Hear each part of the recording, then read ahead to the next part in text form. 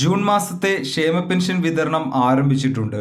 Panchayat director നൽകുന്ന പട്ടികയിലെ എണ്ണത്തിന്റെ അടിസ്ഥാനത്തിലാണ് തുക അനുവദിച്ച് ഉത്തരവിറങ്ങുന്നത്, തുക കൈമാറുന്നതും. ജൂൺ 20 മുതൽ പെൻഷൻ വിതരണം ആരംഭിക്കുമെന്ന് നേരത്തെ അറിയിച്ചിരുന്നു.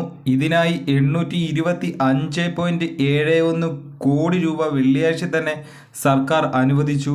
ഈ തുക ബാങ്കുകൾ കൈമാറിയതിനെ തുടർന്ന് ബാങ്ക് അക്കൗണ്ട് വഴി ഉള്ള എല്ലാ ഗുണഭോക്താക്കൾക്കും ഉടനടി പെൻഷൻ തുക ലഭിച്ചു കഴിഞ്ഞിട്ടുണ്ട്. സംസ്ഥാനത്ത് 62 ലക്ഷത്തോളം പേരാണ് ക്ഷേമ പെൻഷൻ വാങ്ങുന്നത്.